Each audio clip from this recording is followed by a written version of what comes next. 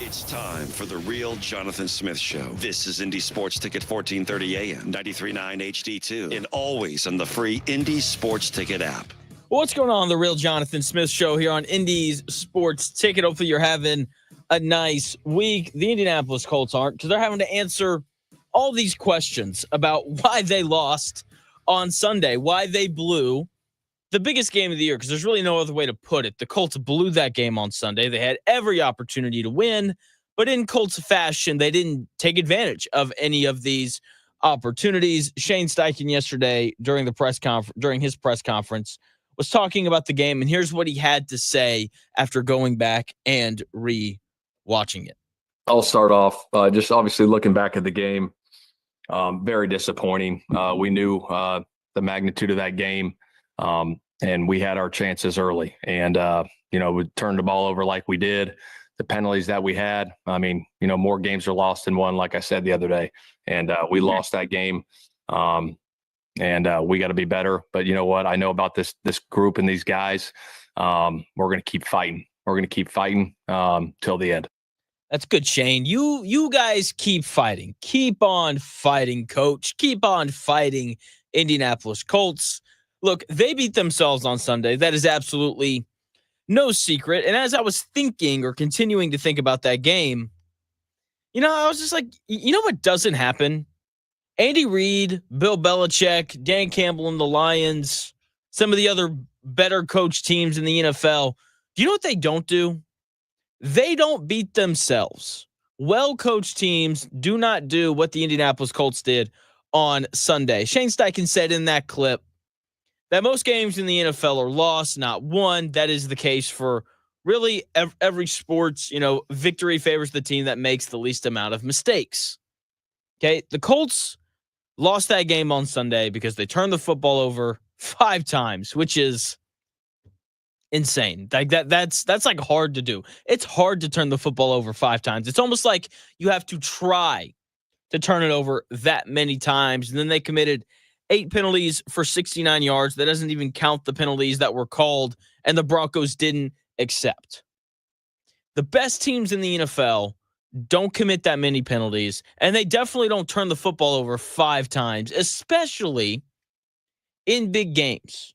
Teams like the 49ers, coached by Kyle Shanahan, one of the better coaches in the NFL. Teams like the Chiefs, coached by Andy Reid, one of the best coaches in the history of the NFL.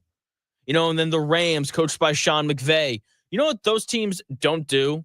They don't commit a bunch of penalties. Those 3 teams are amongst the leaders in not being penalized. And once again, those are 3 of the best coaches in the NFL. Bill Belichick's teams almost always were at the top of the NFL in the least amount of penalties committed every year. Good coaches have disciplined teams. Now, to give Shane Steichen a little bit of credit, the Colts have been one of the least penalized teams in the NFL this year. They were the 3rd least penalized team heading into that game against the Denver Broncos. But that doesn't matter, because against the Broncos in the biggest game of the year, the Colts struggled by committing a whole bunch of penalties. And it was because they played against a good team. I went back through the Colts schedule because I was like, they committed a bunch of penalties against a good Broncos team. They committed, 10 penalties against the Lions. Maybe there's something here. Do the Colts just have a habit of beating themselves and of committing a whole bunch of penalties when they play against better teams?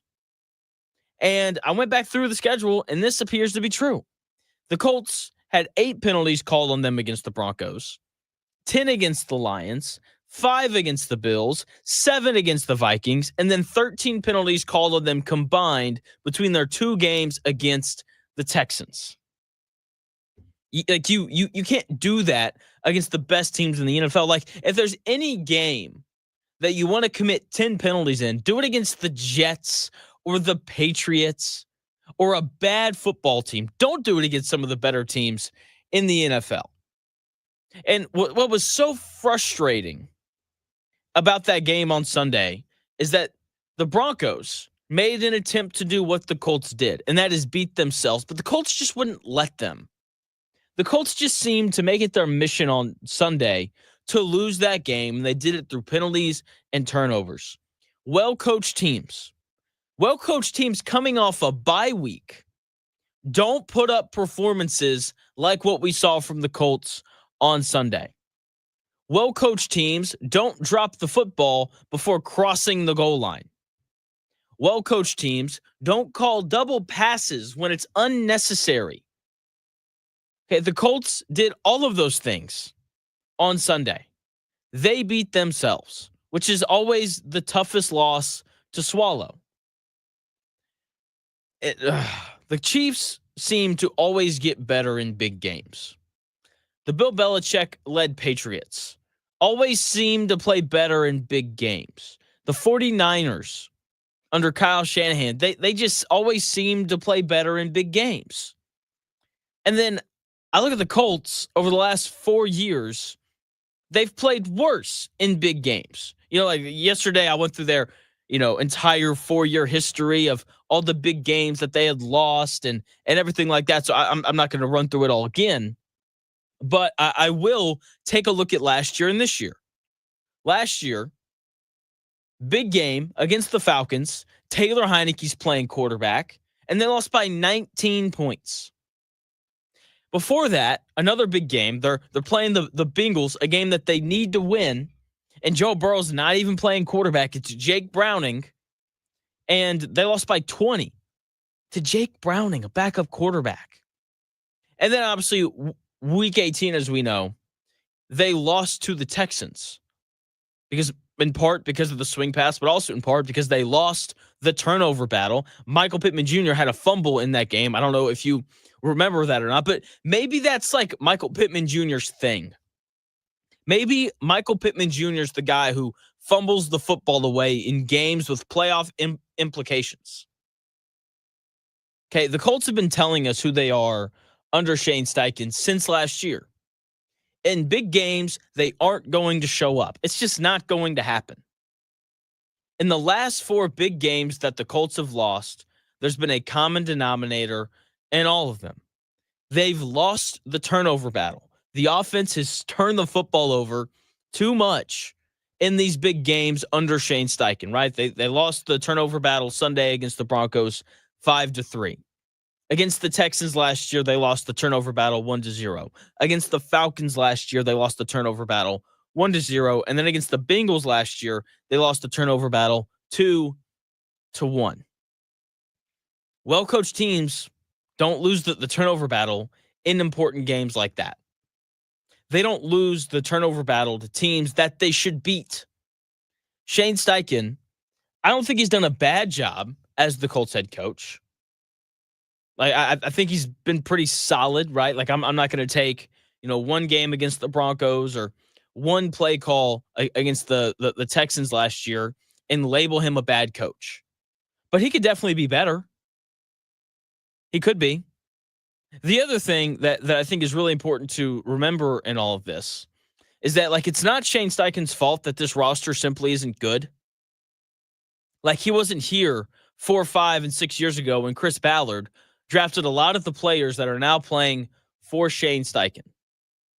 And the truth of the matter is, with as many mistakes as Shane Steichen has made as the head coach, the Colts wouldn't be 6-8 if they had better players. That falls squarely on the shoulder of Chris Ballard. So, fire Chris Ballard. Shane Steichen took a lot of questions yesterday, talked for about 8 minutes, which is way longer than normal. And he took a question yesterday. He was asked about Anthony Richardson's improvement over the course of the season. Here's what Shane Steichen had to say. Yeah, I think, this ththing's a marathon, and I think he's making great strides. I really do. I think there's going to be ups and downs throughout, things early, obviously, playing the most he's played, in a long time. And he's made great strides from coming back.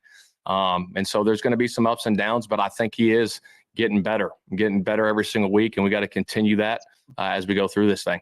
Shane Steichen right there talking about Anthony Richardson and his performances and the progression. And it's so funny. That response was about 20 seconds right there from Shane Steichen. And in the first 4, he lied twice. Or I wouldn't say he lied. He just said 2 things that are simply untrue. Shane Steichen opens by saying that Anthony Richardson's development is, quote, a marathon. That's just not true.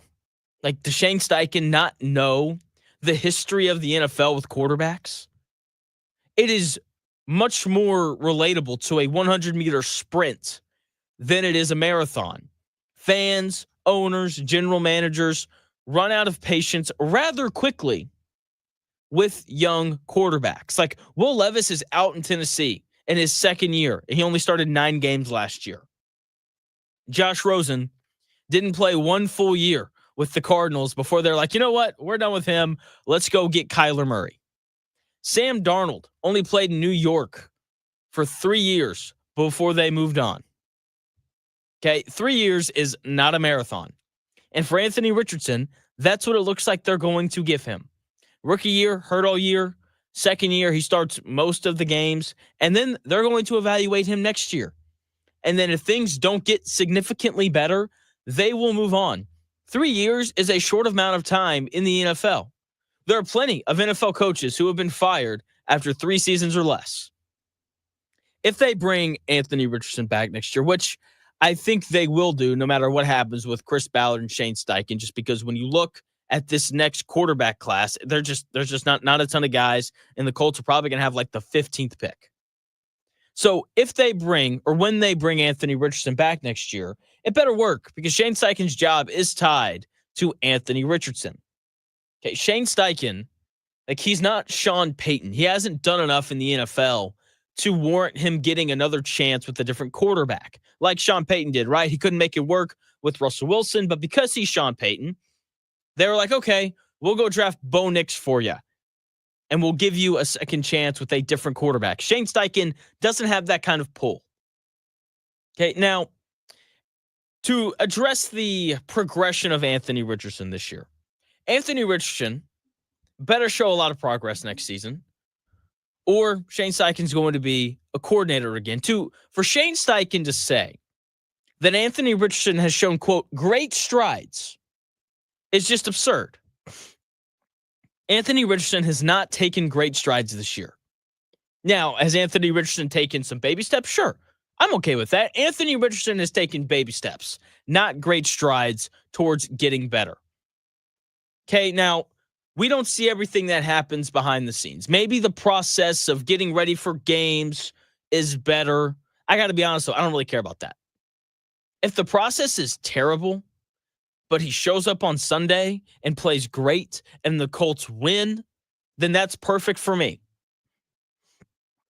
If the process is great, but he shows up on Sunday and he plays bad, that doesn't work for me or you. And quite frankly, it doesn't work for Shane Steichen either. Because ultimately, the product and the result is what is going to allow Shane Steichen to remain the head coach of the Indianapolis Colts. Okay, the truth of Anthony Richardson's play after the benching is quite simple. He played great against the Jets. Best game of his career by far. He put together a gutsy fourth quarter against the Patriots. Okay, those were 2 impressive performances. But Shane Steichen saying that Anthony Richardson has made great strides feels like hyperbole. To be fair to Anthony Richardson, though, things haven't been perfect. Okay, the offensive line that he's had to play behind this year has been bad. The Colts had the second lowest snap to pressure time in the NFL at 2.1 seconds. Okay, like it's hard to complete passes at the NFL level when you only have 2.1 seconds to throw the ball before someone is in your face. Okay, like the drops of the Indianapolis Colts receivers and tight ends have been very well documented this year. Okay, highest drop rate, from a receiving group in over a decade and all those things, okay? We get it. Okay, I've been at the forefront, right, of saying that things haven't been great for Anthony Richardson. With all that being said, though, nothing is perfect for any quarterback. My take is, if Anthony Richardson can't make up for these mistakes more frequently than he did this season, then he'll be out of the league because there isn't a single quarterback in the NFL that is in a perfect situation. Patrick Mahomes has a bad offensive line. His best receiver is a 35-year-old tight end, and his best wide receiver got hurt early in the year and is going to miss the rest of the season.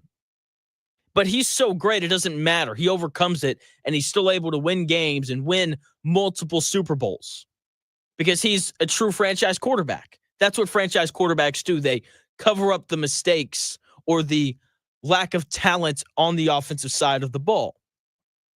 Josh Allen has played most of the year this year without a true number one receiver, and he's still going to win the MVP. Lamar Jackson is probably in the best situation of any quarterback in the NFL. He's got a good offensive line. He's got a good head coach. Todd Monken's a really good offensive coordinator. He's got one of the best running backs in the NFL alongside him. But the Ravens commit more penalties than any other team in the NFL. But it doesn't matter because they have Lamar Jackson. Joe Burrow has played his entire career behind a bad offensive line, and he still puts up gaudy numbers. CJ Stroud's offensive line's been bad all year, but they're still 9-5. I can keep going if I need to. There is no perfect situation for a quarterback. Now, are certain situations better than others? Of course. But there's always going to be issues. And the best quarterbacks in the NFL, franchise quarterbacks in the NFL, can overcome the issues. And Anthony Richardson just hasn't done that consistently enough this year. Once again, things around him could be better. There's no doubt about that. This is not a good roster. Okay?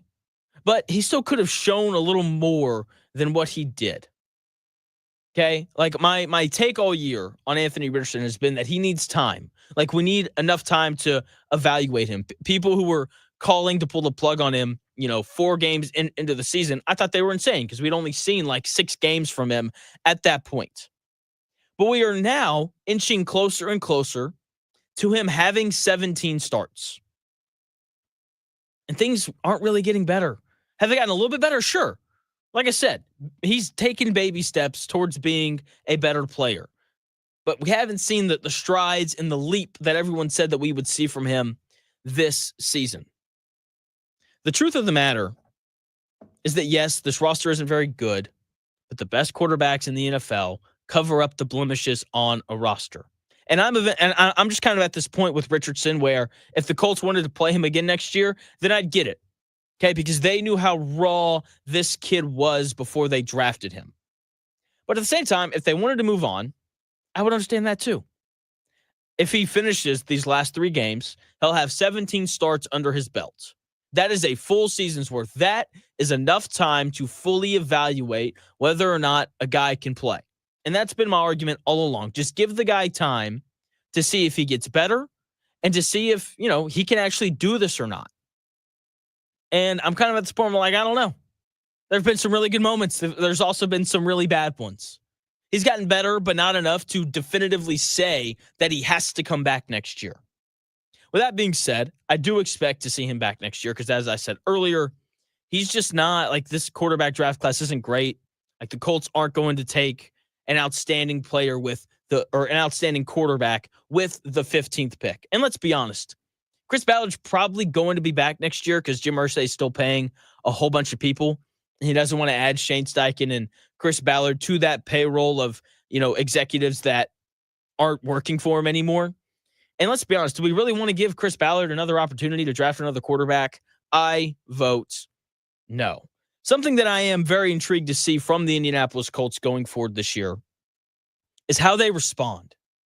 Because let's just be honest, like when you lose a game to the Broncos like that, where you beat yourself, it's kind of tough to come back from. So what are the Colts going to do going forward? Shane Steichen was asked how he expects his team to respond. I've got that audio for you when we come back here in about 4 minutes.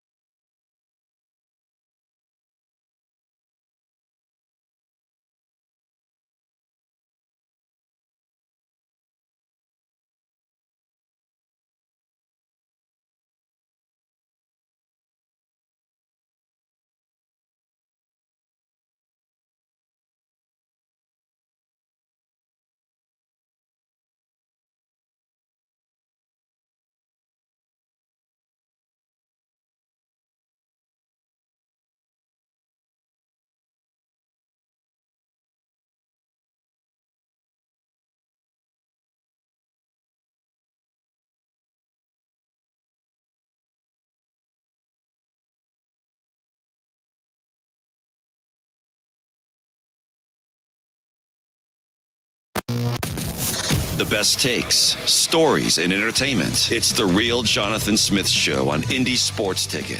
1430 AM and 99.5 HD2. What's going on? It's The Real Jonathan Smith Show here on Indy's Sports Ticket. Hopefully your week's gotten off to a good start. The Colts didn't because they, blew that game on Sunday. Now they're having to answer questions about it. Shane Steichen, he was asked what I think is a pretty good question yesterday. Whoever asked the question pointed out that there's a lot of older guys on this roster who have consistently fallen short of making the playoffs in their career. And Shane Steichen was asked about how he's going to keep these veteran guys engaged, despite those guys once again missing the playoffs. And here's what Shane Steichen had to say. Yeah, no doubt. You feel for everybody on the team. This is the ultimate team thing. And I think like the motivation going forward is like, hey, we got a chance to go play the Tennessee Titans at home and beat them, and that's our motivation. And that's what you got to look at. We all have jobs to do, and we got to have a great week of preparation. The motivation for us is like, we need some help to get in this thing, and we all know that. But we got to go do our jobs, and we got to have a hell of a week of preparation, getting ready to go for Tennessee. Shane Steichen right there talking about the motivation. What's going to keep these guys motivated to go play football? I am firmly in the camp of NFL players don't quit. That doesn't happen. They're constantly competing for their next contract. It's also one of those things where if you walk out onto a football field and you don't play at full speed, you will get hurt.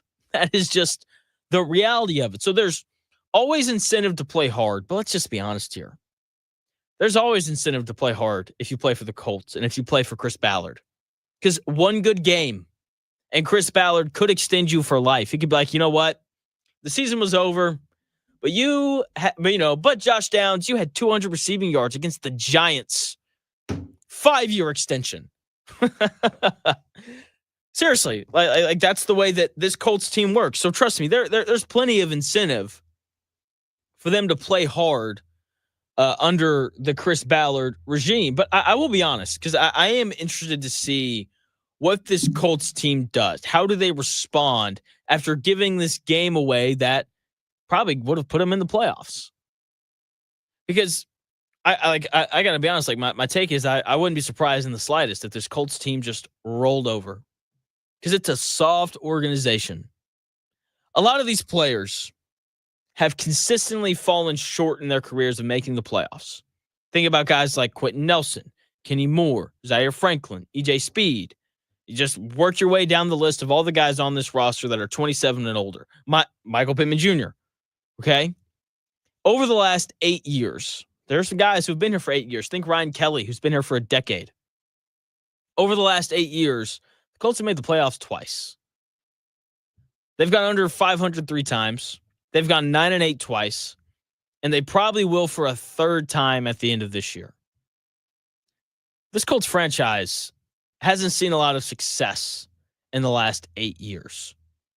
And the players that have been here for a lot of it, players like Kenny Moore, Quentin Nelson, Michael Pittman Jr., Zaire Franklin, EJ Speed, they've been here for all of the losing seasons, all three of them.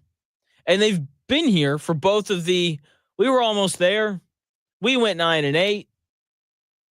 They've been here for those seasons as well. And here they are, once again, likely going to go 9-8 and likely going to look up at the end of the year and have to sit down at home and listen to Chris Ballard spew out nonsense of, we went 9-8. Oh, we were so close. If these guys rolled over and quit, I wouldn't be shocked in the slightest. And look, like I said, I firmly believe that most NFL players do not quit because they're constantly competing for their next contract. But in the world of the Colts, like if you're Michael Pittman Jr., you just signed an extension. Like, congrats. Like, you are under contract for next season. Quentin Nelson is under contract for next season. Zaire Franklin is under contract for next season. Like, they're not playing for an extension right now because they just got extended. And once again, if these guys roll over and quit, I wouldn't be shocked. It would perfectly fit the culture that Chris Ballard and his regime have built in that building. Losers quit. And let's just make no mistake about it. Over the last 8 years, the Colts are losers. They have been. For the majority of the last decade, the Colts have been losers. Over the last 8 years, the Colts have been outscored by 95 points.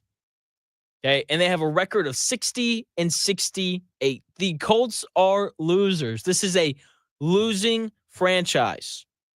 I love to make fun of the Jets. I make fun of the Jets as often as I can because I don't like the Jets. I grew up a Dolphins fan. Aaron Rodgers upsets me.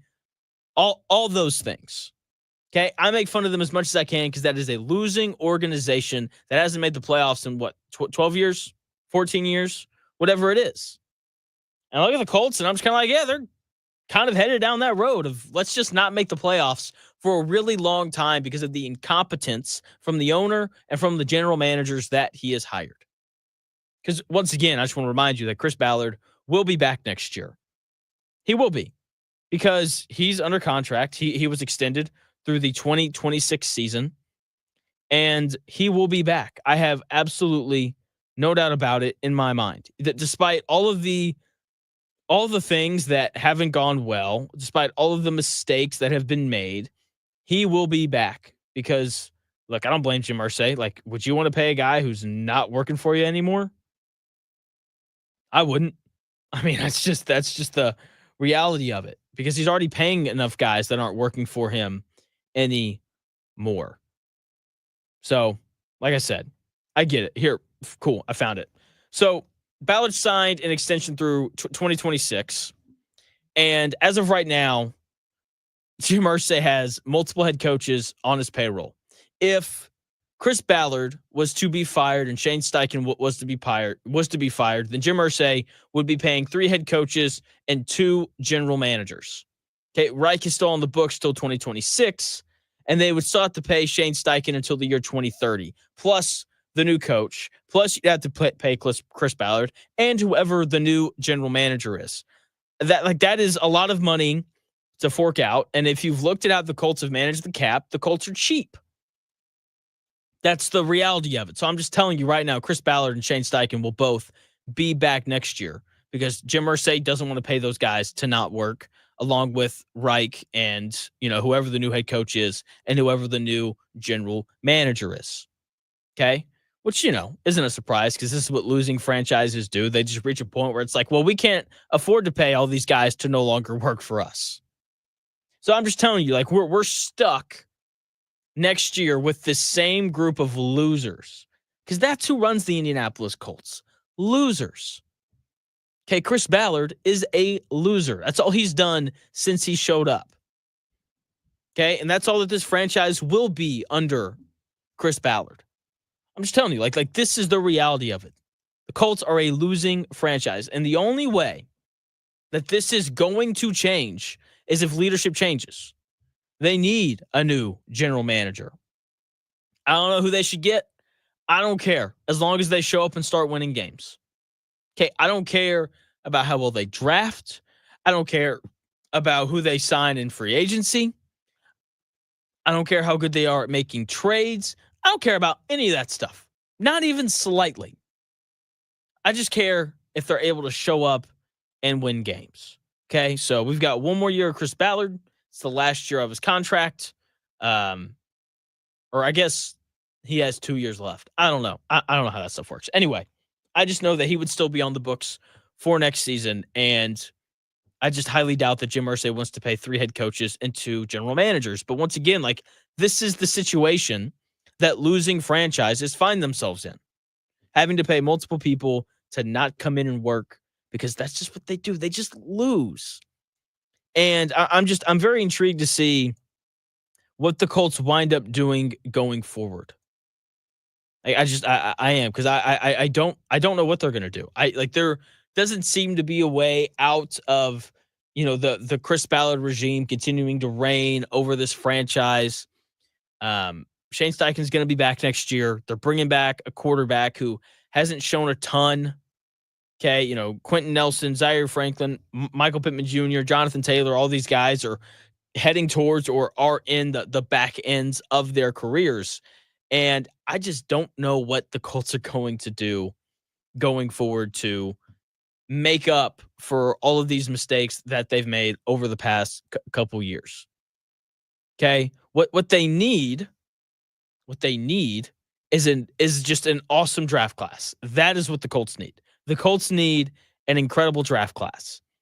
Right? They need Chris Ballard this year to actually live up to the narrative that he is an incredible drafter, because that's really the only way that the Colts are going to turn this thing around quickly. Okay, like they need, I don't know how many picks they have. Let's just say that they have 7. They need to hit on like 5 of them at important positions like, left tackle and, edge rusher. Because I know you guys all want for Chris Ballard to draft another edge rusher and another left tackle. But seriously, like they need to hit at those positions, and they need to draft a tight end that can come in and really play, and they need to draft a corner that can come in and really play. Like they need to have a draft where they hit on 5 positions, and it needs to happen this year. And Anthony Richardson needs to come back next year, actually having had made leaps as opposed to the short, small baby steps that he's made throughout this season. Speaking of baby steps, the Pacers have made some baby steps towards improving and getting better. I've got Tony East. He's going to join the show at 11 o'clock, and we're going to talk about the Pacers a little bit. The NBA Cup final is tonight. We're probably going to touch on that a little bit as well. But I want to talk about the Pacers and how much better they've looked over their past few games when we come back here in about 4 minutes.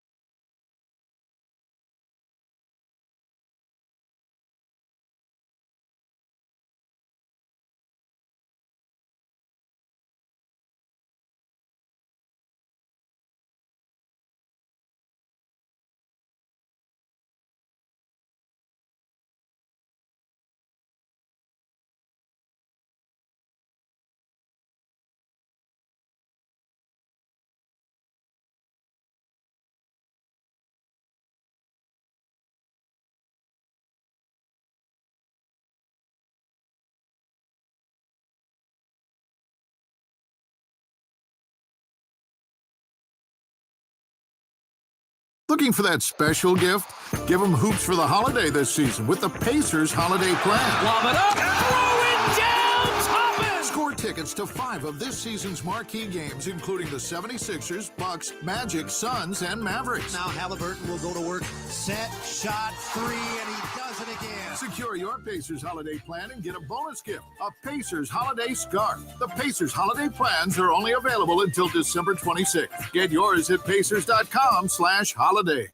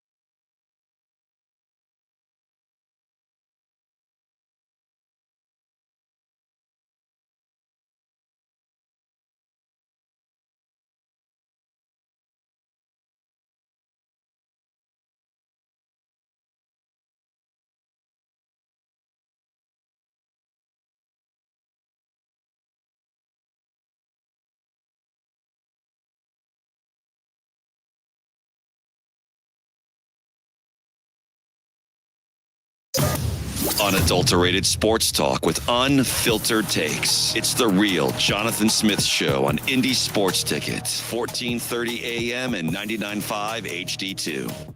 The real Jonathan Smith Show here on Indy Sports Ticket. Hopefully you're having a nice week. The Pacers are in the process of having one. They're kind of turning things around. They're headed in the right direction. Now, I don't want to get ahead of myself here. I don't. But the Pacers have now won back-to-back games for the first time in a month. I know. Huge deal. Finally. It finally happened. It's great. Honestly, it is. Tony East is joining me here in about 20 minutes, and we're going to talk about the Pacers and their improvements. But once again, for the first time in a month, the Pacers have won back-to-back games. It's only the third time all year that the Pacers have managed to win back-to-back games. They could win 3 in a row if they beat the Suns on Thursday. Okay, the Suns are going to be without Bradley Beal. This is another winnable game that the Pacers can and need to win. Okay, Suns, they're talented, but they lack depth. They're missing their third star. This should be a game that the Pacers are able to go in there and win. And it's only going to happen, though, if Tyrese Halliburton continues. That's right, continues, not starts to, but continues to play well, because over these last 10 games, he's been good, right? Over the last 10 games, he's averaging 22 points, 8.5 assists, shooting 49% from the floor, and 41% from three. Compared to the first 16 games of the year, where he averaged 15.5 points, 8.5 assists, only shot 39% from the floor, and 29% from three. Shots are starting to fall. He's starting to play better. And because of that, the Pacers are starting to win games. Did you know that the Pacers are 8-2 in games where Tyrese Halliburton scores 20 points or more? Seriously, 8-2 in the games where Halliburton scores 20 points or more. Now, look, 20 points is not a lot in the NBA. It's not. Okay? Like, you could force feed a lot of guys. Like, there are plenty of players in the NBA who can average 20 if you just give them enough shots. Okay? 20 points is not a lot in the NBA. That should be an easy mark for Tyrese Halliburton to hit every single night. And over the last 10 games, he's done a better job of hitting that mark. Okay? And look, he's not the only one playing well for the Pacers right now. Like, they have several guys that are playing well. They have 7 players over their last 10 games averaging double figures. And all of them, except for Mathurin, are shooting over 46% from the floor. Okay? As a team, over the last 10 games. As a team over the last 10 games, they're shooting 38% from three, which matches their season average. But they're taking more threes per game.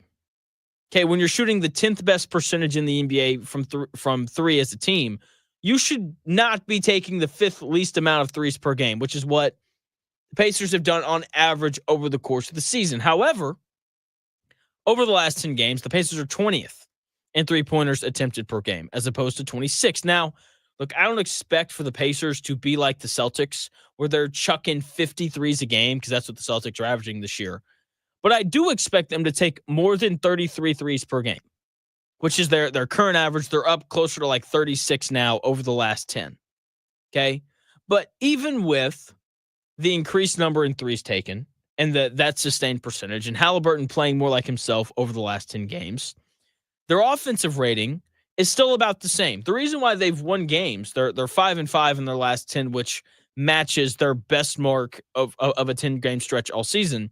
The reason why they've been winning is because their defensive rating has improved by a couple of points over the course of the last 10 games. Now, the Pacers have also won 3 of their last 4. And which is why I'm excited, because when you look at how they've performed in their last 4 games, which is an incredibly small sample size, I know I might be reaching. The fact that I just want for the Pacers to be good could be getting in the way of my thoughts here. But over the last 4 games, the Pacers have played their best basketball of the year. Their offensive rating over the last 4 games is at 118.2. For reference, they were in the low 120s last year. And that 118.2 mark is the 8th best mark in the NBA over everyone's last 4-game stretch. Their defensive rating, this is the thing to pay attention to. The Pacers' defensive rating over their last 4 games is 110.4, which is the 14th best in the NBA. If the Pacers have the 14th best defense in the NBA this year, they are going to win a lot of games because we all know that between Halliburton and Siakam and Benedict Mathurin and, just the plethora of offensive talents that they have, they are going to score a whole lot of points. Okay, so if the Pacers can continue to defend that well, they will win a lot of games, and they will right the ship in no time. Okay, now those 4 games were against bad teams, but they'd been losing to bad teams before that. So I'm going to take whatever positives I can get from them. The Pacers are heading in the correct direction, which is a really nice change of pace. And Tony, he's set to join me here in about 15 minutes, and we're going to talk about how they've gotten better. We're also going to talk a little bit about the NBA Cup because the final for that's tonight. The Thunder and the Bucks. Can't wait to watch it. 2 teams that have actually played really hard this year. Should be a fun game to watch. Now, something I do every Tuesday, Top 10 Tuesday. Let's get into it. The top 10 teams in the NFL after week 15. Number 10, we have a team that was on here early in the season. I wouldn't say fell off. Other teams just got better, but they have reclaimed their spot in the top 10. The Tampa Bay Buccaneers are number 10 this week. They just went on the road across the country and beat the crap out of the Chargers 40-17. Baker Mayfield's having an excellent year, arguably the best year of his career.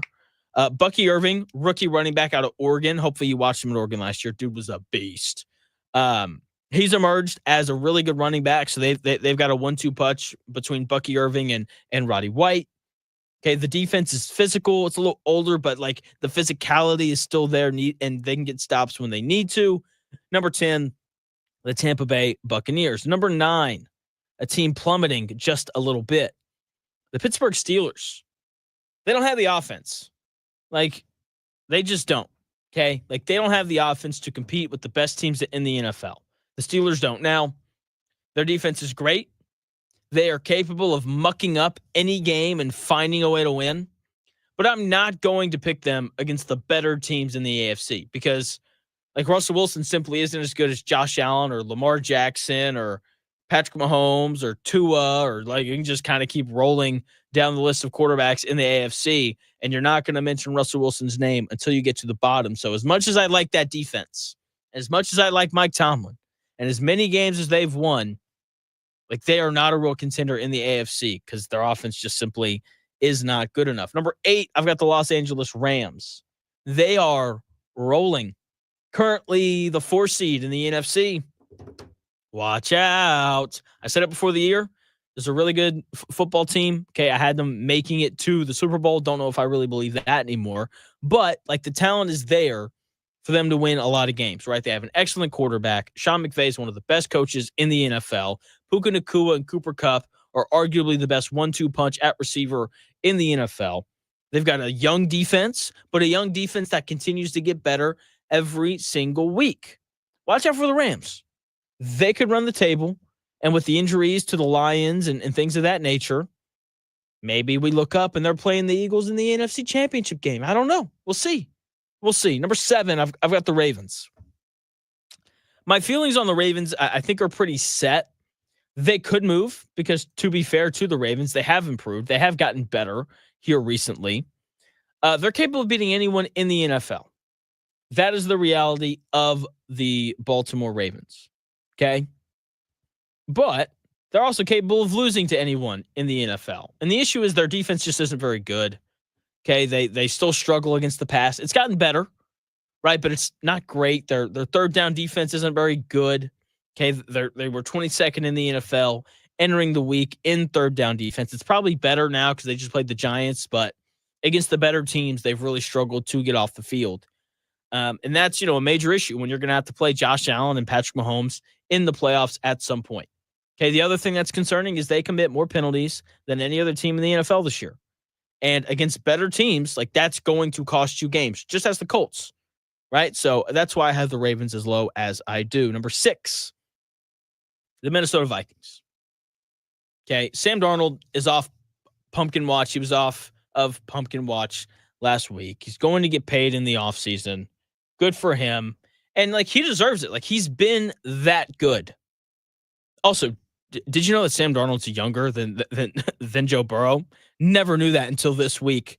We're 15 weeks into the season. Midnight struck a while ago for the Vikings and for Sam Darnold, and the offense is still balling out of control. Justin Jefferson is still playing well. Jordan Addison playing really well. This defense is still consistently getting stops. They have an excellent coaching staff. The record of 12-2, I think, speaks for itself. At number 6, I've got the Vikings. Number 5, I have the Kansas City Chiefs. Patrick Mahomes is hurt, so I had to drop him. Okay, like they obviously aren't as good with Carson Wentz as they are with Patrick Mahomes. With that being said, their defense is still one of the best in the NFL. Andy Reid is going to get the best out of Indianapolis Colts legend Carson Wentz. They're going to be one of the best teams in the NFL still, even without Mahomes. They just won't be Super Bowl good. Like that is the reality with Kansas City, right? Carson Wentz is still capable of stepping in and winning games, especially with Andy Reid as his head coach. They just won't be as great as they were beforehand, right? They'll run the ball more and do all those things, but we'll see how it goes. Mahomes has a mild ankle sprain, so we'll see how long he's out for. Either way, like they're still in the playoffs. If he comes back, they don't need the 1 seed. They proved that last year. Number 4, the Detroit Lions. The Lions have the best roster in the NFL. That's the reality of it. But it doesn't matter when your players are hurt like the Lions currently are. Like they've got like 13 or 14 guys on IR or 13 or 14 players on the injured list on defense. Okay, like they're playing guys that they signed off the street. I mean, like it is just bare bones. They're doing everything that they can to win games, but the defense just isn't going to be there for them.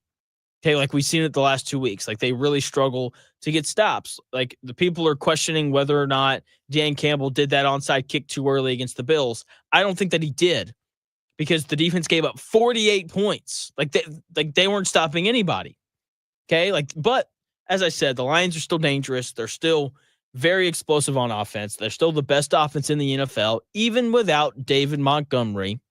That offense is going to keep them in every single game. But it's just going to be tough for them to get stops given how banged up they are on the defensive side of the football. Number 3, I've got the Green Bay Packers. Okay, they look pretty amazing right now. They crushed a good Seahawks team on Sunday Night Football. Jordan Love is doing that thing again where he doesn't make any mistakes but continues to throw the ball all over the field.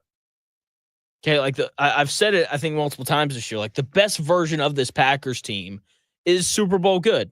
And we saw it on Sunday night. And I think we're going to continue to see it. Something about the second half of the year for Jordan Love just allows him to be amazing. He's just, he's doing his thing on a whole different level right now. And that defense is still legit. The Packers are dangerous. Very, very dangerous. Number 2, I've got the Buffalo Bills. Josh Allen has been the best quarterback in the NFL. Josh Allen should be the MVP this year. And the offense looks awesome. Okay? Like that is the reality of it. They're running the ball well. Josh Allen's being Superman. Keon Coleman's gotten better. Khalil Shakir's really emerged. Amari Cooper is a legitimate number 1 wide receiver. The Bills look awesome right now. But their defense has given up 40-plus points in back-to-back weeks, and that is problematic. Okay? Like, that is problematic. And I get it that, the Bills gave up a bunch of points to 2 good offenses in the Rams and the Lions, but 40 points crosses that threshold of, this is really bad, okay? Like, they have got to figure out a way to get stops. Like, Sean McDermott's supposed to be this defensive-minded head coach. Like, I need to see that defensive mind at work, right? Because if the Bills want to win playoff games and if they want to beat the Ravens and, the Patrick Mahomes-led Chiefs and teams like that, they can't give up 40-plus. That's just the reality of it. And then, number 1, the best team in the NFL, the most complete team in the NFL, is the Philadelphia Eagles. They've been awesome. They've won 10 in a row. They did whatever they wanted offensively against the Steelers to a point where they got the ball back with 10 and a half minutes left to go in the fourth quarter, and they ran 23 plays and did not give the football back to the Steelers. Like, seriously, like that drive alone against arguably the best defense in the NFL, I think speaks volumes as to how good this Philadelphia Eagles team is. Saquon Barkley continued to be Saquon Barkley. And then Jalen Hurts was like, you know what? Everyone out here is questioning my relationship with Antonio Brown, in part because Antonio Brown is the one who, or excuse me, AJ Brown, excuse me. In part because AJ Brown's the one who like brought it up, but that's beside the point. So Jalen Hurts is just like, you know what? I'm going to throw for 290 yards, and like 110 of them are going to go to AJ Brown, and we're going to get everyone to shut up. And then on top of that, Saquon Barkley, still a beast, still the second best offensive line in the NFL behind the Lions. So the Eagles are just like, that's a really good football team, and they're playing better than anyone else in the NFL right now. I don't know how people can continue to ignore them, right? Like I've got a TV in here during my entire show, and people talk more about the Chiefs and the Cowboys and the Bills than they do the Philadelphia Eagles, who once again are playing better than anyone else in the NFL right now. And the Pacers are starting to play better. Are they playing better than anyone else in the NBA right now? The answer to that question is no, but they're close, right? These last 4 games have been really impressive. 5-5 in their last 10. Like they're moving in the right direction. And Tony East is going to join me here in about 4.5 minutes to talk about the Pacers and why they've been better.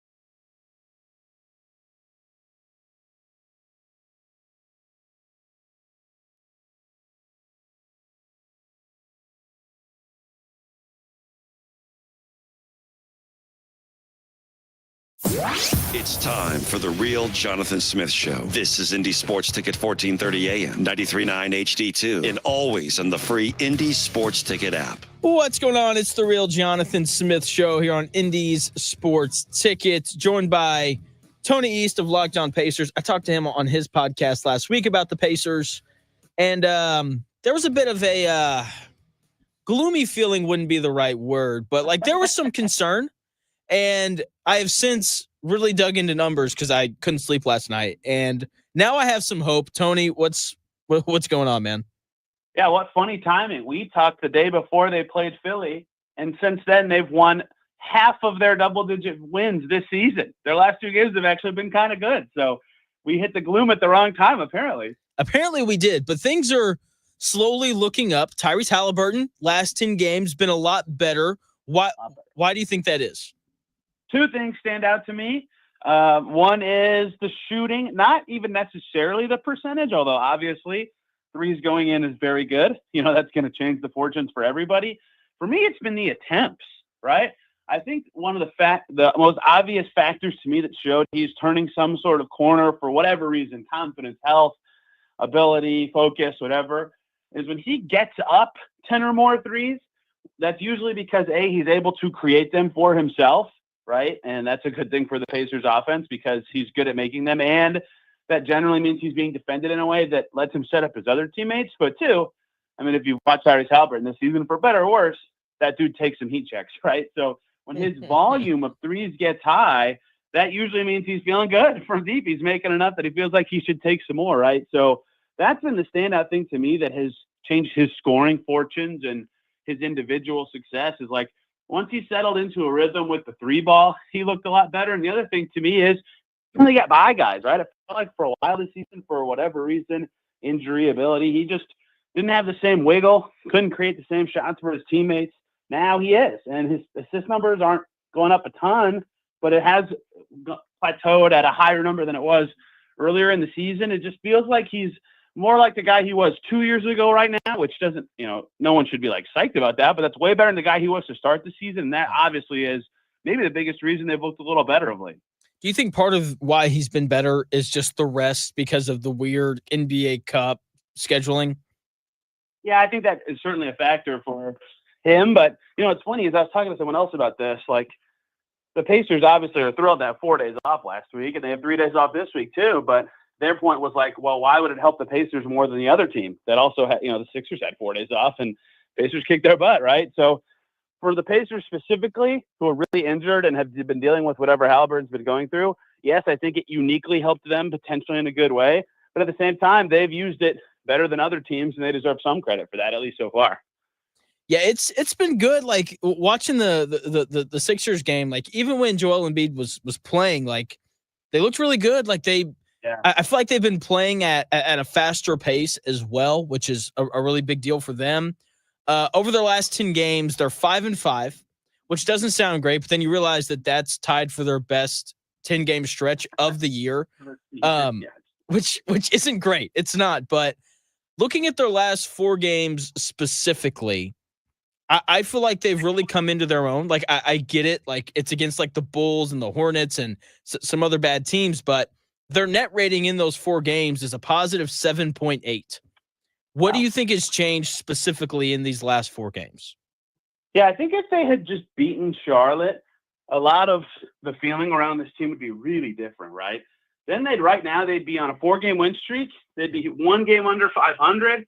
Like I think people would at least understand and feel that they're playing better more than they actually do, given that they did lose that game. I think to me what stood out in those games is like what they're trying to do is actually happening, which is a very lazy way to describe this, but there were so many games. I mean, you've watched the team this year where, even right before that starts, the game before the 4 games you're asking me about, they played Brooklyn, right? They scored 90 points that game, and it was like, what are they even trying to do, right? Like so many turnovers. They couldn't get shots that they usually like. In the game before that, they had 14 turnovers in 12 minutes to start the game. They've just had some ugly, ugly stretches where I was wondering, even on defense sometimes, like against Memphis and Detroit, when every shot they gave up was at the rim or from 3, where it's like, what are you trying to do or what are you trying to take away? And in these last 4 games, even in that ugly Charlotte loss, at least I got it. I'm like, okay, I get what offense you're trying to get into, or I get what you're trying to take away from the other team, and it's working, right? They look a lot better in a way that maybe isn't quite encouraging yet. We'll see when they play real teams in this next really tough stretch. But I agree that this is probably their best maybe 4 or 5 game stretch they've had all season in terms of how they've looked and what the net rating says about how they've played. Joined by Tony East of Locked on Pacers, also writes on a beat for the Fever and the Pacers as well. Andrew Nembhard is starting to work his way back, played in 6 of the Pacers' last 10 games. How much better does he make this team? Yeah, a lot. Both because he can defend, which is a rare thing to say about anyone on that roster, right? But I think the thing that I just talked about this today is, a big thing with the Pacers and how they like to play and what they're good at is getting to those 2-point guard lineups that they love so much with any 2 of McConnell, Nembhard, and Halliburton. And now they can do that for closer to, if not all, of 48 minutes. And I think you saw really in that game they just played on Sunday how valuable that can be, right? The Pelicans, okay, they have DeJounte Murray. He's pesky on ball, right? No doubt. He's annoying to play against. And their next best perimeter defender is Trey Murphy. Okay, you can put Trey Murphy on Andrew Nembhard and DeJounte on Tyrese Halliburton, but then who's guarding Pascal? Or if you want to put Herb Jones and Trey Murphy on those guys, you don't want to put DeJounte on Pascal. So someone had at least a decent advantage the whole game, right? Especially because Mathurin was starting, and that was Nembhard a lot, and he had 17 and 8. And so that's kind of what you're forcing teams to decide when you start him at the 2 is who are you going to put a flimsy defender on, and then how are the Pacers going to attack from there? And basically every single point guard on the Pacers has a better true shooting percentage playing with a different pairing at point guard than without, like when they're playing 2 guards instead of 1 who can really handle it. Like it just really helps Halliburton when Nembhard's out there. It really helps Nembhard when Halliburton's out there. McConnell's the same way with both guys. So just the way they like to play, the pressure it relieves from a matchup perspective to have 2 point guards, that's been really helpful. And of course they've defended better. They've been more connected. Their passing has been more crisp. Like there's no way to quantify this, but if you watch the games too, like it feels like their passes are like for a purpose and not just like throwing around the perimeter for fun because they can't get to anything, right? So I think Nembhard's been a big factor in that. Just a lot of little stuff that adds up to a big difference for a team that needs anything sort of like that. He's been really good.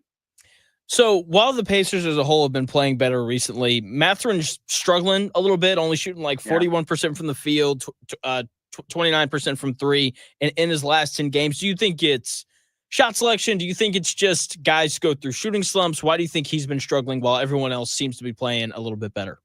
Yeah, I think his actual decision-making has been okay recently, but I also agree that his scoring has been down in general. And, it's kind of the same thing for him. It's always been where he really is effective and shines. I feel like when he knows a play call is coming for him that he can shoot out of, and that's great and all. Like it's good to call plays for good players, right? Yeah. But that is like the Pacers they're not a really like a set play, slow it down, run something kind of team, right? They really want to flow free and go quick. And so for him, a guy who's a quick decision maker, or not as much of a quick decision maker as maybe some of the rest of the guys on the team, that involves a lot more like not thinking necessarily, but just that he's blending his style more to the team than anyone else on the roster. And so when the team is really clicking stylistically, especially a starting 5 where he's the 3rd option, and when Nembhard's out there, sometimes even the 4th, not even necessarily they're trying to run through Nembhard more than Mathurin, but just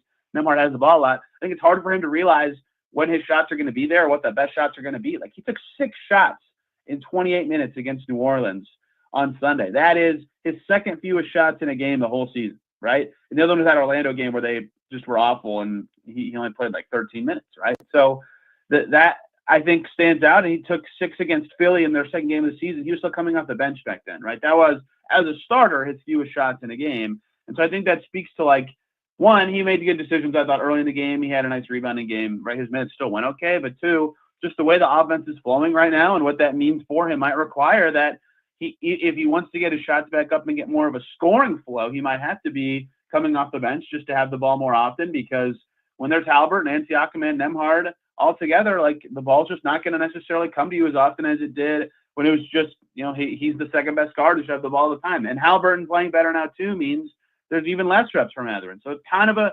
volume thing. It's kind of a team play style thing. It's kind of a him thing, right? He had that 3 for 12 game with good volume in Brooklyn, 5 for 14 against Philly. Like he's had some ugly misses in that stretch too, which is a little peculiar. But I think there's just a lot kind of going on at the same time that is probably good for the Pacers, but maybe forces Ben Mathurin to adjust a little bit more than anybody else. Joined by Tony East of Locked on Pacers. You can follow him on Twitter at Tony R. East. So as I was going through numbers and things last night, trying to figure out why the Pacers have been better, I stumbled across a surprising stat, and I'm just kind of curious if you've noticed this or not. Do you find it weird that for the season as a whole, TJ McConnell, Pascal Siakam, and Benedict Mathurin all have a higher usage rate than Halliburton? Sort of, I guess. You know, they finish a lot of plays when they touch the ball, right? Like usage rate's a good stat that shows like how often you're tasked with finishing plays. But I think some places track usage rate differently in terms of like you are shooting versus you are distributing to a shooter. And I think that though, like the three guys you just said all like take a shot on a higher percentage of the time they touch the ball than Halliburton does because he takes it up a lot. And so I think that's a factor there. But I mean, I've been banging the drum for forever. Maybe not this year. This year that might feel stupid. This is funny. I just sorted Moses Brown with a really high usage rate too. Yeah. I think it's just kind of like I've been saying for years that Halliburton's usage should go up. But when I was saying that before, it was because he was super efficient in the past, and he created a lot of his own shots, right? Like from three and at the rim. And so if you can create your own shots really efficiently, you should shoot like all the time, right? And so I think now that, my alarm's going off. I think now that he's been a little off, it made sense for him to get rid of the ball more and have other guys finish plays at a higher percentage of their reps. But now that he's rounding into form somewhat, right? You mentioned the stats from his last 10 games. You could go a month back and it'd look okay, not as good as you described, right? But he's been playing pretty well. Maybe it should pick up a good number. I don't know what the right ratio is because he is so naturally gifted as a passer, right? That's what makes the Pacers who they are, is that he can set up guys at just this absurd level, right?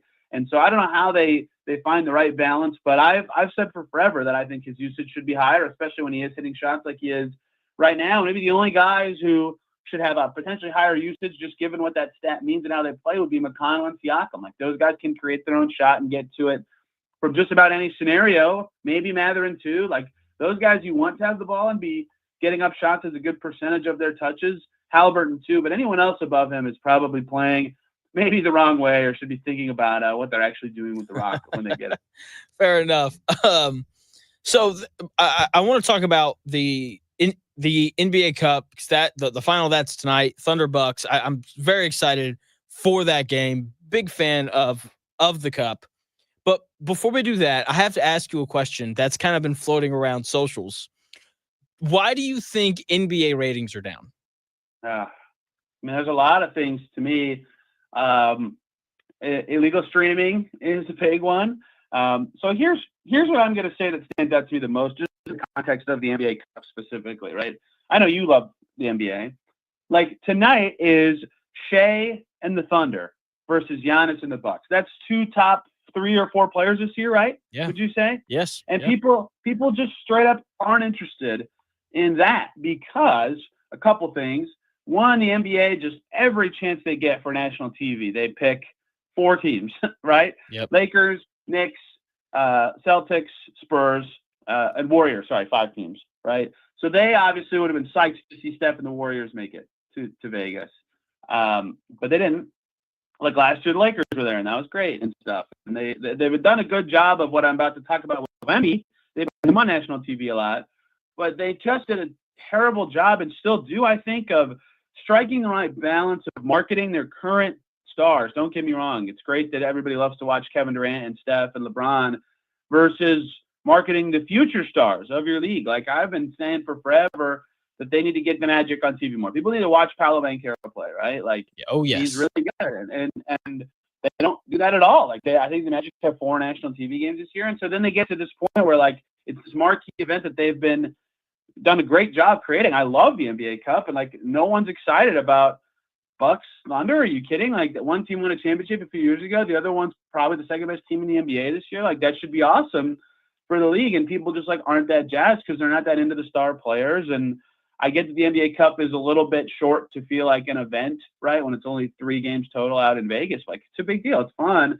And the guys clearly try. Like if you watch the end of Hawks Bucks, for example, you'd see that. If you watch the end of Rockets Warriors, you know, it's just all this stuff that points to people not being interested in the product because the NBA told them not to be interested in the product by not putting these guys in front of fans for forever, right? I can't really blame them for that. And I can run through all sorts of little things like inconsistent officiating that fans don't like. I think the season's too long, right? I think this is the problem baseball's having too, where it's like, well, if you miss one game, who cares? You can catch the next one. I think they need to get back to 58 games would be my number. And that also leads into like there's too many injuries, so star players aren't playing very much.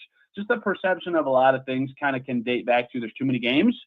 So I think too many games, bad marketing from the league are my biggest factors. And I think that the league may not have a grip on just how much illegal streaming is actually going on among people watching their games and how that ratings hit, what that's actually meant for them. And maybe they don't care because their ads still get shown on that stream, right? But it's still not someone paying for the product. So it's a tough balance for them to kind of figure out.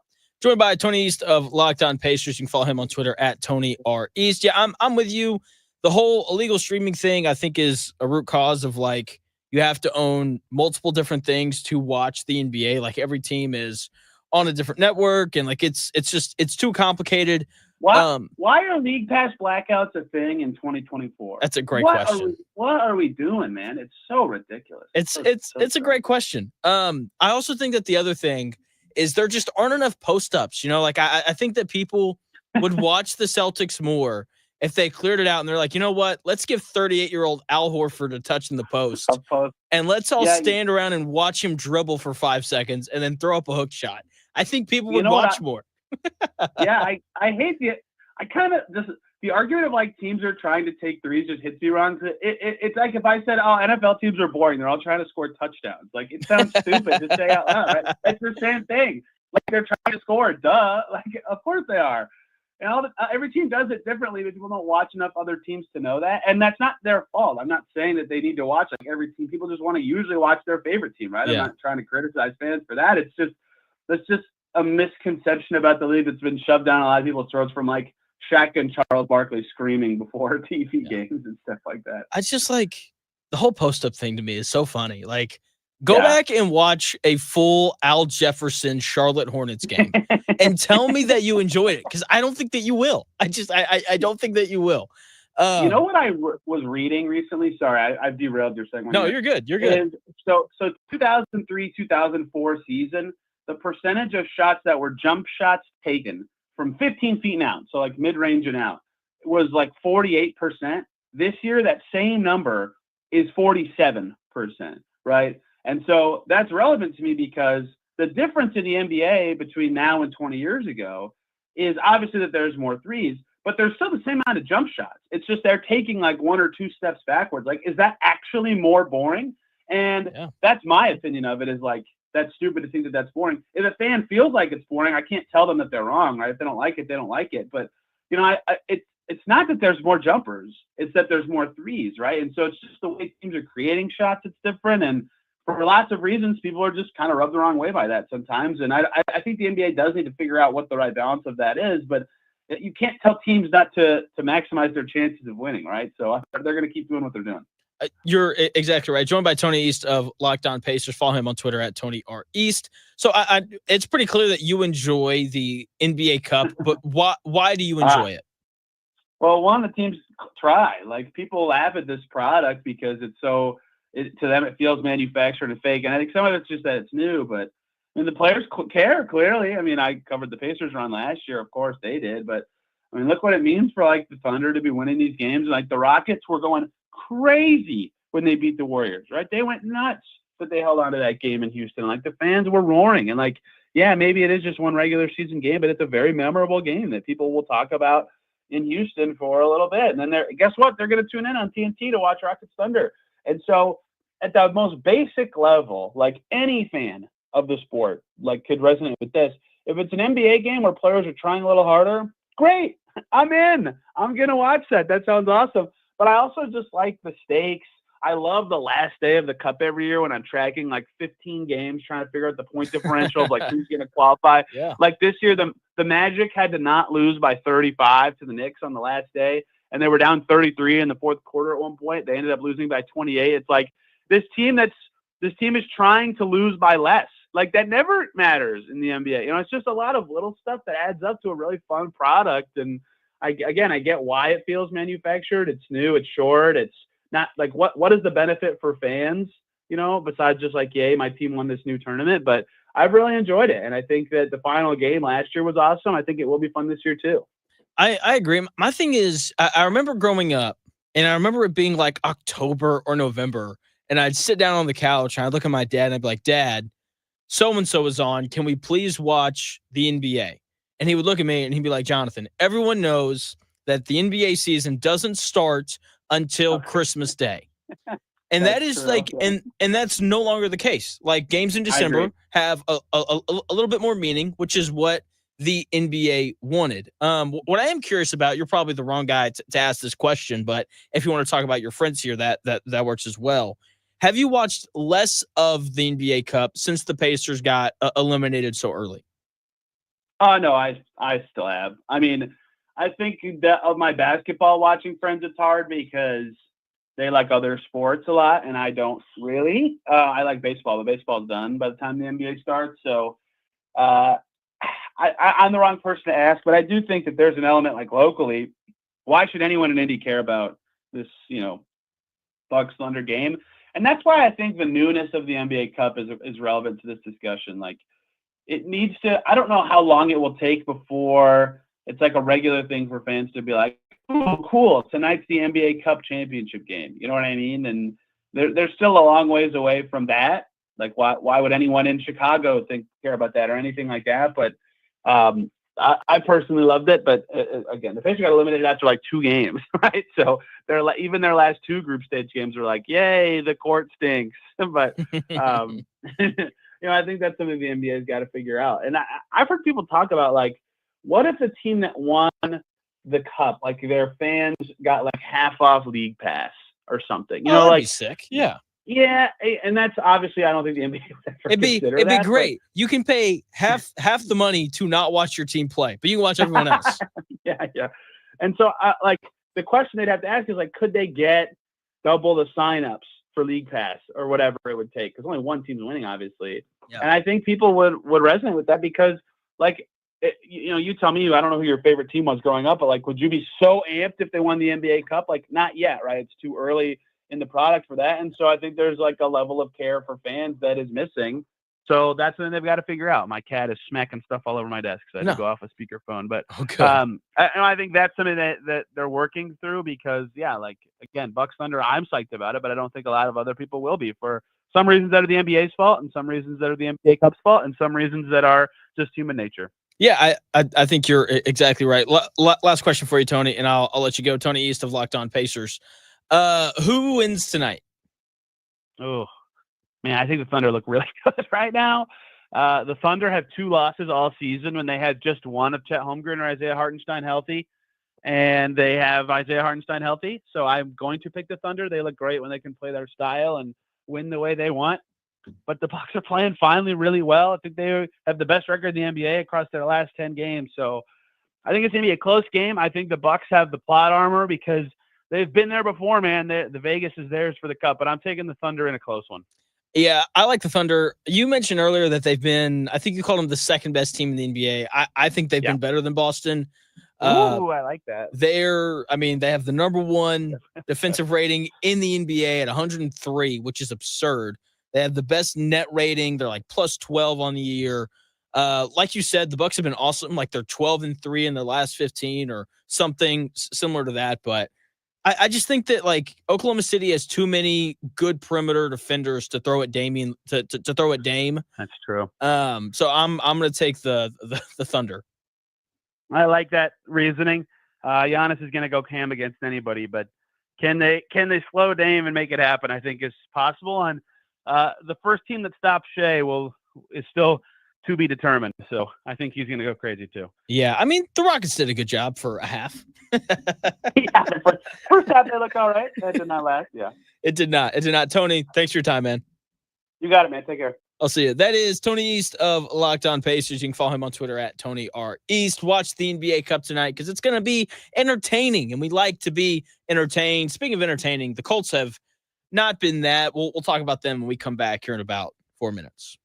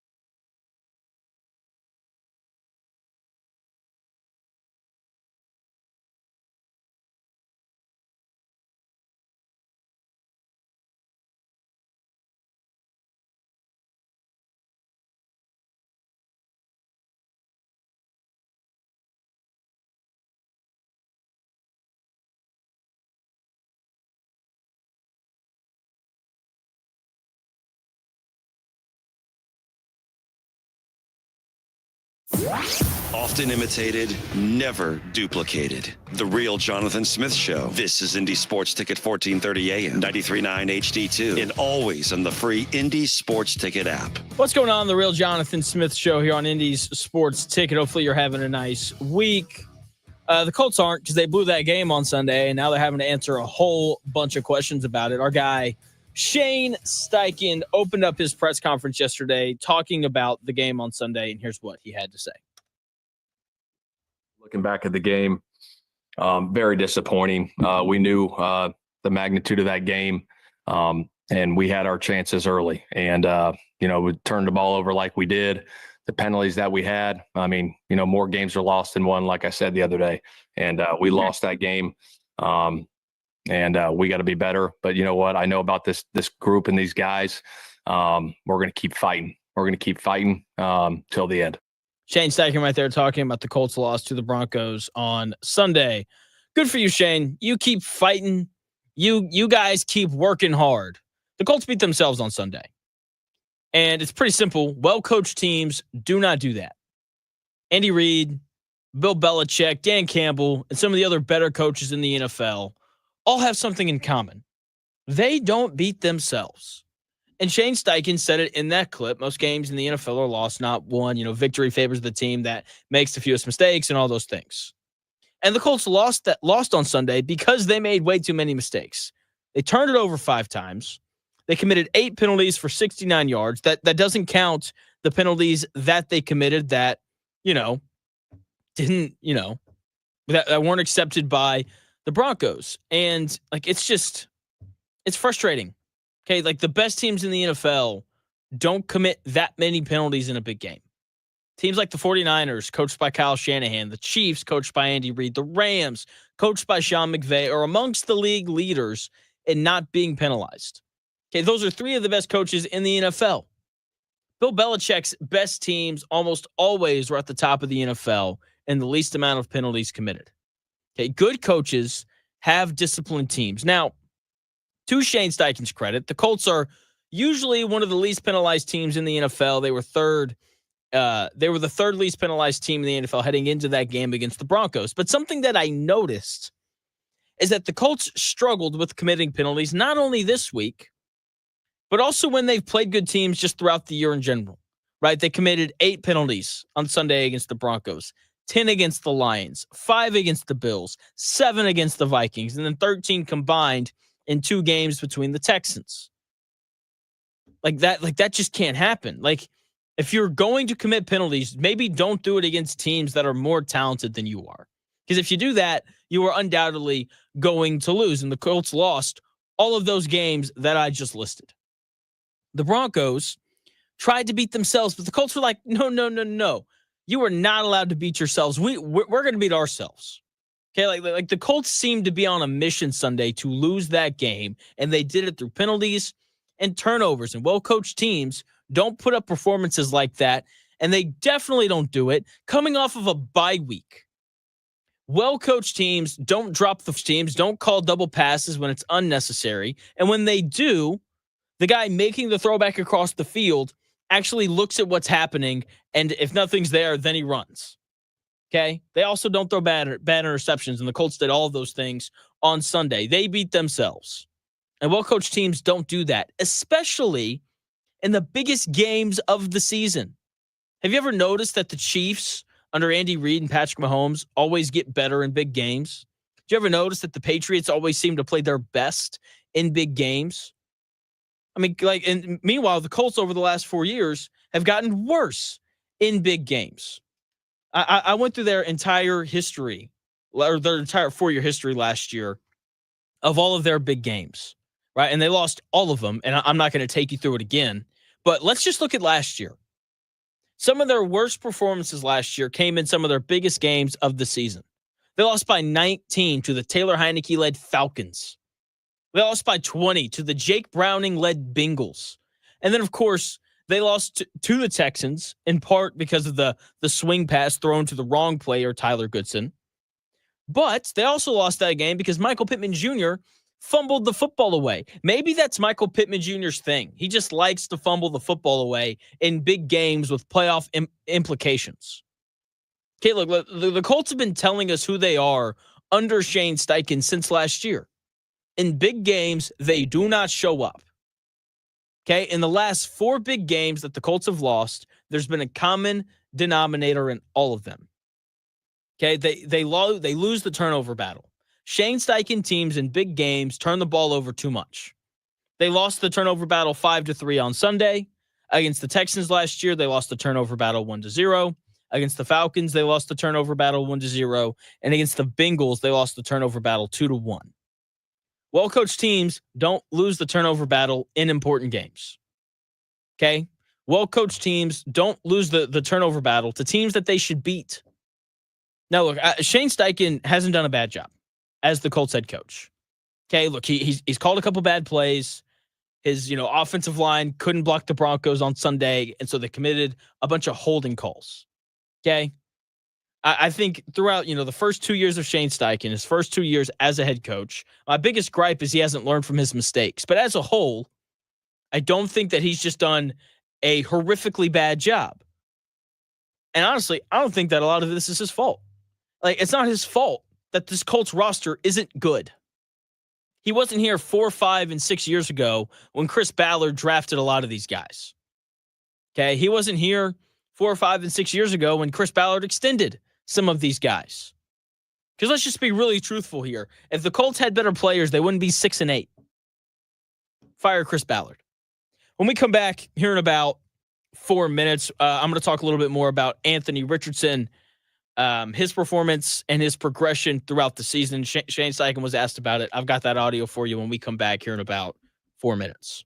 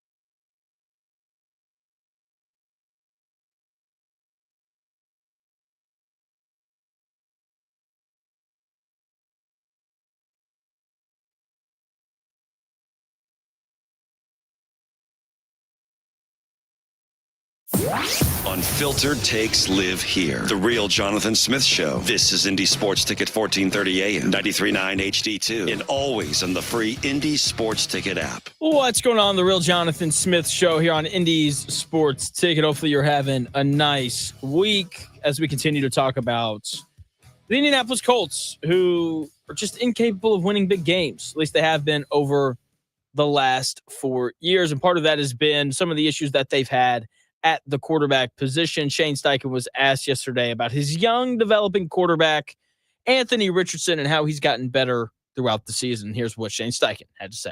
Yeah, I think, this thing's a marathon, and I think he's making great strides. I really do. I think there's going to be ups and downs throughout, things early, obviously, playing the most he's played, in a long time. And he's made great strides from coming back. And so there's going to be some ups and downs, but I think he is getting better every single week. And we got to continue that as we go through this thing. Shane Steichen right there talking about Anthony Richardson and his improvements, just over the course of the season. And it's amazing to me. 4 seconds into that clip, he says two things that are just fundamentally wrong about quarterbacks in the NFL. I mean, just fundamentally wrong. Like it honestly makes me question, like, how is this guy a head coach if he doesn't understand these two rather simple things? First and foremost, he said Anthony Richardson's develop is, quote, a marathon. Does this guy not know or understand the history of the NFL when it comes to young quarterbacks? It is way closer to a 100-meter sprint than it is a marathon as to how long these guys have in the NFL to develop and show that they're capable of winning games at the NFL level. Like Will Levis, he's out in Tennessee. In his second year, they're going to draft somebody new. Okay, Josh Rosen didn't play one full year with the Cardinals before they're like, we're good. We're going to draft Kyler Murray this next season. Sam Darnold played for the New York Jets for 3 years, and they're like, all right, we're good. Go have fun in Carolina, buddy. And then they drafted someone new. Okay, 3 seasons is not a marathon. Seriously, that is a very short amount of time in the NFL. Like, there are plenty of NFL coaches who have been fired after 3 seasons. Okay? If they bring Anthony Richardson back next year, which I think that they will, no matter what happens with Ballard and Steichen, it better work. Because Shane Steichen's job is tied to the development of Anthony Richardson. And Shane Steichen hasn't done enough in the NFL to warrant him getting another chance with a different quarterback in Indianapolis. Okay, he's not Sean Payton, right? He was able to show up in Denver and be like, yeah, I can fix Russell Wilson. And then it's like, no, I can't. Let's draft somebody else. Like, Shane Steichen doesn't have that kind of a leash because he's not Sean Payton, believe it or not. And so he better get this right with Anthony Richardson next year. Like, I do think that we are going to see the Colts bring back, Chris Ballard and Shane Steichen and the rest of these guys for some different reasons, of which I will get to here in a minute. But if they bring him back next year, they better figure it out with him. It better work, or Shane Steichen will quickly become a coordinator again. The other thing that Shane Steichen said that was just fundamentally wrong, just incorrect, is he said that Anthony Richardson has shown, quote, great strides, which just isn't true. Anthony Richardson has not shown great strides this year. Anthony Richardson has taken baby steps towards being a good quarterback. Okay? Now, to Shane Steichen's credit here, like, we don't see everything that Anthony Richardson does. And maybe Anthony Richardson has made great strides in the process of getting ready for games. Maybe he's made great strides in that area since being benched. And that's great. But I don't really care about that. If the process is terrible, but Anthony Richardson shows up on Sunday after a terrible process, but plays great and the Colts win, then, like, that works for me. Or, but if the process is great, but he plays bad, then that doesn't really work for me. Look, here's the truth with Anthony Richardson and what we've seen after the benching. Played a great game against the Jets. Best game of his career by far. Okay, we saw him put together a gutsy fourth quarter performance against the Patriots. Okay, like, those were 2 impressive performances, no doubt about it. But the idea that he's put together great strides, like, that feels like hyperbole. Okay, to be fair to Anthony Richardson, like things haven't been perfect around him. The offensive line's been bad. Guys have been hurt. It's old, right? And the offensive line just hasn't done a very good job of trying to protect him. The Colts have the second lowest snap to pressure time in the NFL at 2.1 seconds. It's hard to complete passes in the NFL as is, but it becomes significantly harder when you snap the football, have 2.1 seconds to throw it before someone is in your face. Okay, the Colts receivers dropping passes and all those things, like that has been very well documented this season, highest drop rate in over a decade. With all that being said, nothing's perfect for any quarterback. My take is if Anthony Richardson can't make up for these mistakes more frequently than he did this season, then he's going to be out of the league. Because there isn't a quarterback in the NFL that's in a perfect situation. I love how after every single game, I get on Twitter and some guy will post this graphic of like Anthony Richardson with a clean pocket was really good. Here are his numbers. And it's like, that's great, but you're not going to have a clean pocket every time that you drop back to throw the football. Okay, like Patrick Mahomes has a bad offensive line this year. His best receiver is his 35-year-old tight end. And his best wide receiver got hurt early in the year and isn't going to play all year. But the Chiefs are still 13-1 because Patrick Mahomes is a legitimate NFL franchise quarterback who is just able to figure things out to allow them to win games. Josh Allen has played most of the year this year without a true number one wide receiver. And he's still going to win the MVP, and the Bills are still going to be the number 2 seed in the AFC, it appears. Lamar Jackson has a good offensive line. Lamar Jackson's or Jared Goff, one or the other, are probably in the best situation of any quarterback in the NFL, right? Like Lamar Jackson's got a good offensive line. He's got good wide receivers. He's got a great running back. His offensive coordinator's done a great job. But his team commits more penalties than any other team in the NFL. But it doesn't seem to matter because the Baltimore Ravens have Lamar Jackson. Joe Burrow, he's played his entire career behind a bad offensive line. But it doesn't matter. He's still putting up insane numbers this year. C.J. Stroud's offensive line's been bad all year, but they're still 9-5. C.J. Stroud has figured out ways to do just enough for them to win games. I can keep going down this list if I need to. Because like that is what franchise quarterbacks in the NFL do. Okay? Now, are certain situations for quarterbacks better than others? Of course. But there's always going to be issues, right? Because of injuries and things of that nature. And the best quarterbacks in the NFL, the franchise quarterbacks in the NFL, can overcome those issues. And Anthony Richardson just hasn't done that consistently enough this year. Could things be better around him? Yes. Has Chris Ballard done a bad job of putting this roster together? There's no doubt about it. This is not a good roster. With that being said, Anthony Richardson still could have shown more than what he did. I've reached this point with him where I've defended him all season. I've pounded my fist on the table saying that he needs more time to develop, right? Like I said it early in the year, he needs a full season's worth of starts before we really know. And like we're getting closer to that. Like we're 14 starts deep. If he finishes out the rest of the year, which he should, like that'll be the 17 starts required to get a full evaluation of him. And I'm just kind of at a point 14 games into this, and I don't like he'd have to do something pretty impeccable for my opinion on this to change. But I'm at this point with him where I could kind of go either way. Like if the Colts wanted to play him again next year, I'd get it because they knew how raw he was when they drafted him. If they wanted to move on, like I'd get that too. Like they gave him 17 starts. If he finishes the rest of the year, that's a full season's worth. And like it hasn't been good.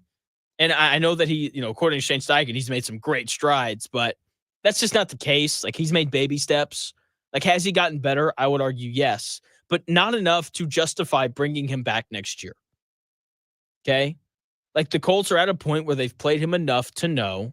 And he's kind of at this point where it's like, yeah, I could go either way. Because there have been really good moments, and there have been moments where his receivers and offensive line have let him down. But those moments haven't been enough to say that he definitely has to come back next year. Okay, but they're going to bring him back next year. Like that is what is going to happen.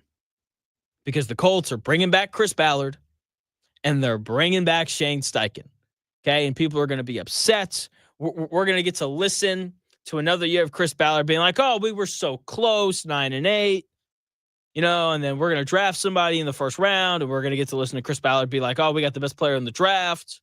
All those things. And you're probably like, "Well, Jonathan, like why? Why are the Colts going to bring everybody else back despite another year of going 9-8, despite another year of just not making the playoffs?" Here's why. Because Chris Ballard signed an extension through 2026. And if Jim Irsay was to fire Chris Ballard and Shane Steichen, he would have to pay 3 head coaches because Reich is still on the books until 2026. And you would also have to pay Shane Steichen until 2030. So you'd have to pay Reich next year, Shane Steichen next year, and whoever the new head coach is. That's 3 head coaches. Plus, they'd have to pay Chris Ballard and whoever the new general manager is. And look, I've been somewhat critical of Jim Irsay, but I do understand that this is a business. And if I ran a business, I wouldn't want to pay 3 guys millions and millions of dollars to not come to work. Okay, at some point, like that just doesn't make sense from like a budgeting standpoint. And as we know, Jim Irsay is all about his money. That's why the Colts aren't spending in free agency. So we're going to get another year of Chris Ballard. We're going to get another year of Shane Steichen. We're going to get another year of, Anthony Richardson in this offense. We're going to get another year of mediocrity. And we're going to get another year of Zaire Franklin tweeting out stupid things. He tweeted this out 45 minutes ago, quote, "Tired of y'all playing with my name," end quote. Win some football games, even though to be fair to our guy, what's his name? Zaire Franklin, he did play really well against Denver. Okay. That's beside the point. All right. This is just who this team is, right? Like they're soft. They're losers. Okay. 60-68 over the last 4 years. And I just don't see how this team gets better. I don't. Like, they're probably going to win their next 3 games because the Colts are average and the teams that they're playing are bad. So they'll finish at 9-8 for the 3rd time in the last 8 years. Okay. Tying the number of years that they've gone under 500 3 times. Surpassing the number of years that they've made the playoffs in the last 8. Like, this is just a franchise full of losers. There's no way around it. Outscored by 95 points over the last 8 years. 16-68. I just like, this is just a losing franchise. And they aren't going to fix it until they change leadership, which they can't do because, as I said earlier, I don't think that Jim Irsay wants to pay 2 head coaches that are no longer coaching for him and a general manager who's no longer managing for him. So we've got another year of this, potentially another 2 years of this. And it's going to suck. Like the Colts need the Colts need for Jim Irsay, for Chris Ballard to have a draft class that lives up to his best drafter in the NFL reputation. That is what they need. And, is that going to happen? Probably not. But that really feels like the only way that they right this ship. Chris Ballard and Shane Steichen, 5 of their 7 picks this year or however many they have are like home runs at like very important positions, right? Like they draft a tight end who shows up and is great immediately. And they draft, a receiver who shows up and is great immediately. And they draft another offensive tackle that's able to play immediately. And they draft a linebacker that can show up and play immediately. Like they need a draft class like that, where they draft 5 guys that can show up and be impactful from the jump. Kind of like what the Rams had this year. They had a whole bunch of draft picks. They hit on a lot of them. And now the Rams are probably going to make the playoffs. That's what they need. They also need for Anthony Richardson to come back better than what he has been so far this year. Dan Dockich is back today. He'll be on from noon to 3. Should be like a typical Monday show. Leary, Kent Sterling, all that good stuff. The Dan Dockich show is going to be on from noon to 3. That's going to do it here for the real Jonathan Smith show. I'll be back on the air tomorrow from 10 to noon, getting you ready for Friday night. Indiana taking on Notre Dame in the first round of the college football playoff. See, we still have some football to look forward to around here. I'm going to start discussing that tomorrow. The Dan Dockett Show comes your way here in 5 minutes.